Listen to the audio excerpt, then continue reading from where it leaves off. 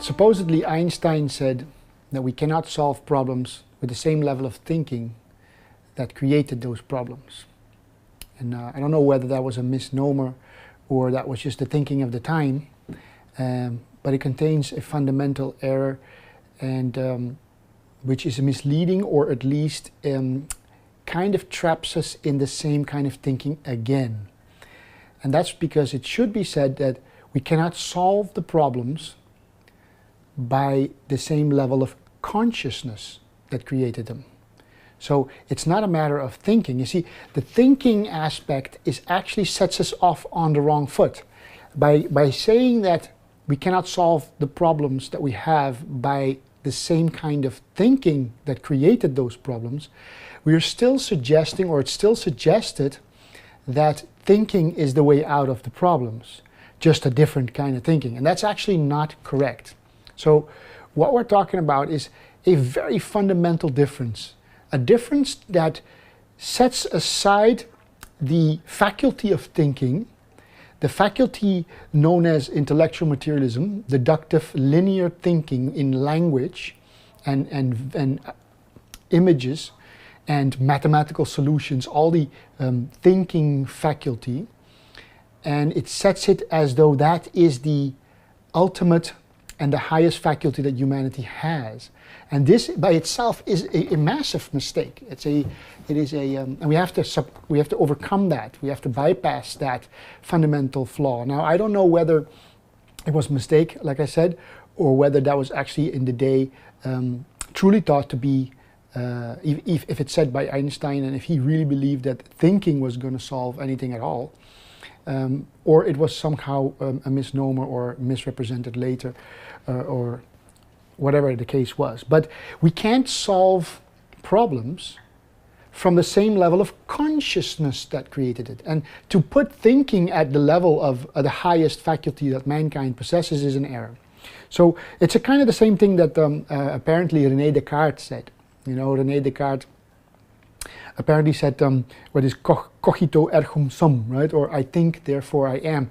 It's often interpreted that way. I'm not saying necessarily that that is what René Descartes said or meant with the statement. Maybe he meant something much more profound, but it is often translated by the modern daily use amongst the people as I think, therefore I am. Again, if you take that statement to be meant like that, then it would be another grave mistake to make. Saying that thinking defines being, or that thinking defines existence, or that thinking defines our very presence. Thinking is a faculty. It's one that's learned. Children don't know how to think. Children are born. Do they not exist because they don't think? Children don't think. The little babies don't think until they start learning the first few words. And once they got a vocabulary up to a certain amount of words and they can start formulating them, that's when real thinking starts. Thinking is actually a learned skill that humans have, and language is a major part of it. And so can it be said that a child up to its second or third, fourth year of life doesn't think and therefore doesn't exist? No, that would be a grave error. Thinking does not define presence, being, awareness, consciousness, or any of these quantum terms that define something that precedes smaller, lesser functions such as thinking. Thinking is a linear, a very slow, and a very really outdated faculty. Thinking is a tool, and we can keep that tool in our basket of tools, but we certainly have to overcome thinking in itself. In fact, thinking, thought itself, intellectual materialistic thought, the process of these putting together these alphabetic letters into words and words into sentences and sentences into paragraphs and so on until we have libraries full of books, is actually one of the main problems that we have, to try to sum up the universal principles that are now, that are intrinsic, that are inherent, that are instantaneous, that are absolute, instantaneously absolute, by trying to string long hours of words or books together as a description of the universe or the cosmos or the reality we live in, is a very tedious, long, and really retarded process. So the fundamental problem we see here with this supposedly by Einstein, quote, is that we should remove the word kind of thinking with level of consciousness. We can't solve the problems that we have by or with the same level of consciousness that created those problems. So, you know, there's a lot of different myths on this world. We have all kinds of myths, and I don't want to go into all these mythologies, but all cultures and all natives and all peoples of the earth have some kind of creation myth.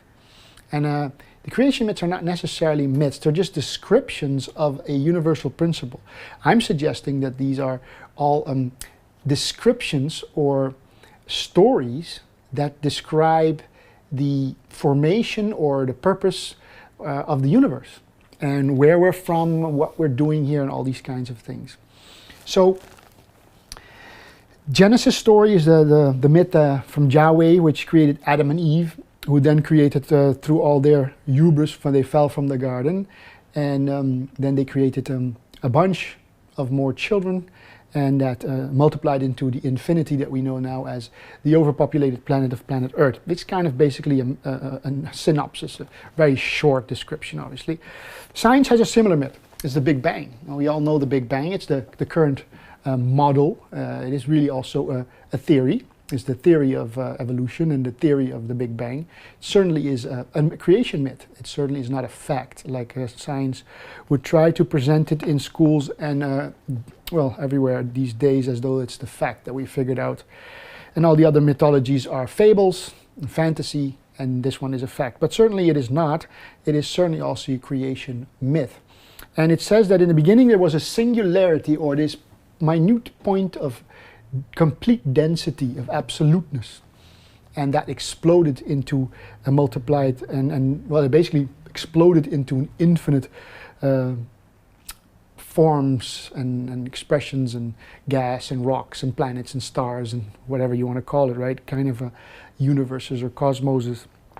And in quantum theory, they also say a similar thing. They say that the quantum field, which is the same thing as this original point, is a field of pure potentiality. And this field of pure potentiality, from it springs this wave-particle duality. And basically the waves turn into particles and return back to waves. Basically potential turns into actuality, so potentiality into actuality, and then actuality turns back into a wave or potential.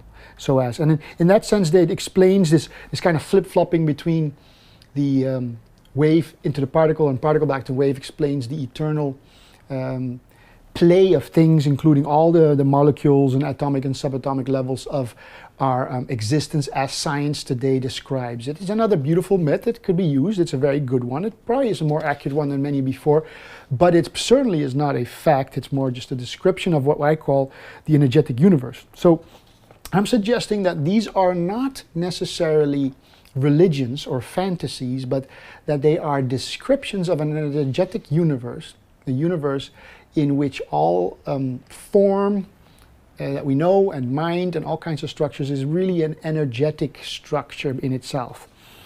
And where I'd like to go with this is to demonstrate the fundamental move that we have to make if we want to make some fundamental changes to the crisis in many ways that we're in as we have reached a certain mass and are having an impact on a lot of things, and we should leave some old structures behind, like the thought system itself, like mind itself, like what we call now, what Einstein would have called the kind of thinking. We have to leave thinking itself to a large degree behind. And when you look at these mythologies, you'll see the similarity. There is this unified field, or the singularity, and from that singularity springs a duality, often an Adam and Eve type of story, where there's a split. And then from that split, a multiplicity. So you have a singularity to a duality to a multiplicity. So, and these structures are not necessarily in time, in the sense that there was once, like Big Bang theory suggests, there was once a unity or a singularity, and then there was a duality or an explosion that split into a multiplicity. But it's actually more of a top-down but simultaneous structure. So we have a singularity that is still here, now, because the universe is now. Then we have the duality, which is a removal away from the original singularity of what we are, of what our true nature is, the pure potentiality of the universe itself, the creator or the source field, or whatever you would like to call it in words.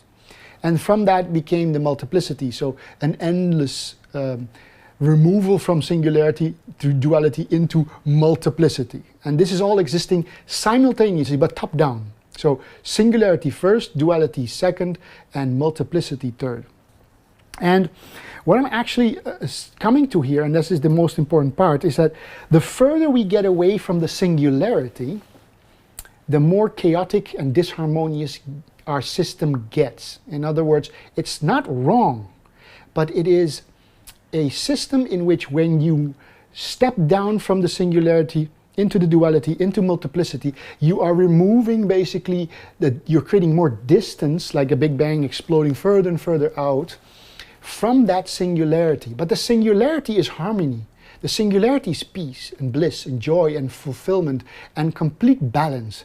Whereas duality is this rip, this tear, this split between of this singularity into these two polar opposites, this duality, and then ends up splitting and in a myriad of different aspects that lead to an endless form, an endless differentiation of all types of shades of gray. So you could say the singularity is just nothingness, the void, the emptiness, the pure full stillness, or the richness of pure potentiality.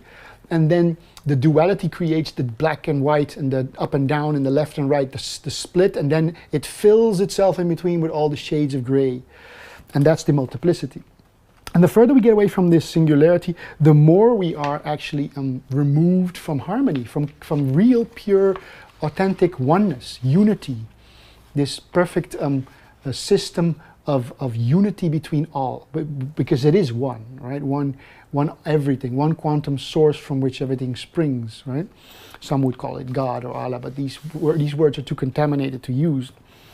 And what I'm saying is that as a society, we have ignored the singularity to such a degree that we've now veered away so far from the singularity into duality and multiplicity that the chaos is really showing, the split is really showing. And this is basically showing in the atrophied state that you find our world in. We're basically at all levels falling apart and creating all this threatening things that we're doing to our society and our planet, our ecosystems. We're basically too far away from the singularity. So I took some notes just to keep a little bit on track and not make the video too long. Basically, compared to the animals, we have veered so far away from the singularity that we've lost almost contact. Like the majority of society has lost contact with the intrinsic self-knowledge, the direct knowledge, the gnostic knowledge of being one with everything else. This unified field that, yes, you might have a different skin color, yes, you might be from a different continent, yes, you might be a frog and that might be a lizard and that might be a giraffe, but the point is we do come from this original source, and humans have somehow, by leaving so far away from the singularity into multiplicity, lost that connection, and selfishness, greed, and all these systems and apathy have started to take our system over. So in most cases, humans in their daily life, from the moment they wake up, they are involved completely with multiplicity. They're identified with differentiation, with all that is multiplicity. There is no real moment in which humans these days take a break and actually recognize, or which is recognize, which is to recognize, to have cognized before and now you're recognizing, but to actually rest and be the singularity. Nowadays there's such a big rat race, such a rush, such an endless momentum for doing in the multiplicity, moving around, making more money, making a living, and keeping oneself entertained or at least busy with all this movement, that we don't really ever focus back on the singularity. And this is the source of our problem. It's thought itself. We can't even leave thought. People are thinking all day in their head. They think it's their own voice that is the voice that is them. inside their head, constantly narrating the things that it wants to do, what it has to do, it should do, it things it feels guilty about. And so this is at the fundament of our problem, that it is actually thought itself. It's the level of consciousness, and it's not the content of thought. So we know that we have to give our physical body rest. We know that we have to feed it. We know that we have to give it good, healthy food without all the pesticides and herbicides and all the glyphosate and all these things that are in there, and the chemicals, the added chemicals that are synthesized, that are not natural. We know that we don't have to have, we need that nutrition, that health. We know that. We also know that the body needs a break. You can't keep running a marathon and then another marathon after that, another marathon after that. We know that our systems as a physical creature, we have that self-knowledge that the body needs rest. But in a way, what we have done with the higher states of consciousness, we've totally left them alone. So in the model of comparative structure of this is that the body, we know we have to give rest after giving it extreme exercise or things, right? We even do that at a certain level by sleeping, but we don't really during the day give our real self the time to rest in the singularity. In fact, our minds are constantly on the run with thought, with language, with this thought system, which has been given the status of a god, really. We've come to the point where thought, thinking, intellectual materialistic thinking, the mind of human beings is said or believed to be the highest function or faculty that we have, which is a very big mistake. So by ignoring this quantum field, by ignoring our singularity, by ignoring our unity field, we are over-exercising the faculty of the mind, which is not the highest faculty we have. We have these intuitive and being, the state of being, which is now. That's why we are even called human beings.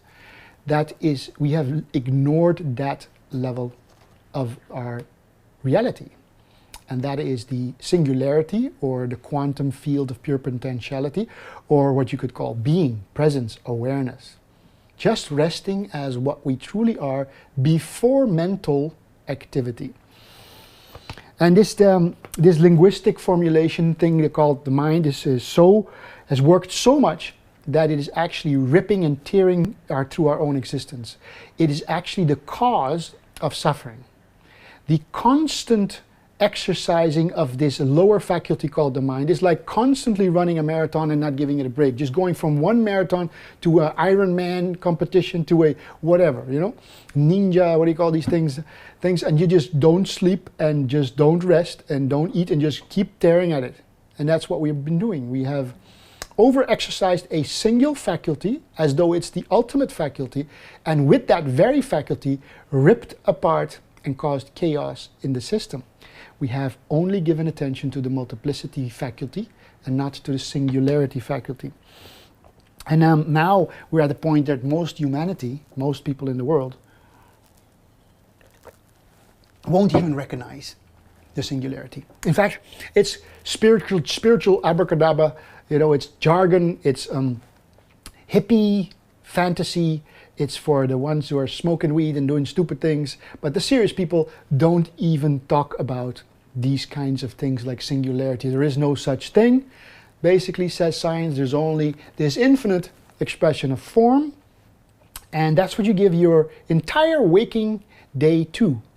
And basically all the news and all the TV shows and everything that the world nowadays presents as the only thing worthy of giving our attention to. And this is a profound mistake, because we're basically over-exercising a faculty that needs some rest so that it can come to its natural healing. And this is not a spiritual, you know, fantasy or some, you know, airy-fairy kind of stuff. This is something that is an actual, practical, it lays at the very foundation of who we are. In fact, even deep dreamless sleep at night is to give rest, but it's not the deepest form of conscious residing in the singularity. It's a forced sleep at night, right? We have REM sleep and we have deep dreamless sleep. Deep dreamless sleep is where we have no thoughts or no dreams at all. And in that state, we actually find the real healing stage. But it is a unconscious, forced form of returning to this quiet, silent, still nothingness or void of pure potentiality, the quantum field or the singularity, the unity consciousness of life. But the only way that we can overcome the fundamental tears and rips and chaos that we've caused by the mental world that we've been living in, the multiplicity consciousness, is by actually returning to the singularity in the waking hours consciously.